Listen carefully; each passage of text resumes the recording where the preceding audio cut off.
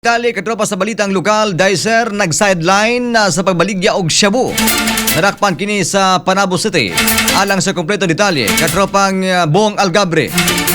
XFM Report. Nag-sideline sa pagpamaligya og Shabu ang usa ka dicer nga nadakpan human gipahigayon ang usa ka drug buy-bust operasyon sa Panabo City. Giila sa Panabo City Police Station ang dinakpan nga usa ka alias Nel, 28 anyos, ulitaw og residente sa Purok 5-A, Barangay Tubod, Carmen, Davao del Norte. Gibuteg sa Panabo PNP nga alas 5:11 sa hapon. Napahigayon ang operasyon sa Purok 18, Barangay Neo Visayas, Panabo City, Davao del Norte. Nadiin matud pa napalitan ang suspect sa gituang Shabu sa nagpatuong customer nga membro sa PNP. Sa pagkakaroon ang dinakpan, ana sa Panabo City Police Station, lakip ang mga ebidensya nga nakuha ngadto kaniya, samtang ang kasong kalapasan sa Republic Act 9165 ang napasaka na ngadto sa piskalya. Katropa, likay nga maadi ka sa Shabu kay ikaw mag-atubang og kaso. Mas maayo pa nga maadi ka sa pag-inom og Santon Plus Gold Coffee Mix kay gawas nun ka pa. Alang sa Negosyo Pilipino para sa Pilipinas, katropang Bong Umaki Algabre, XFM News.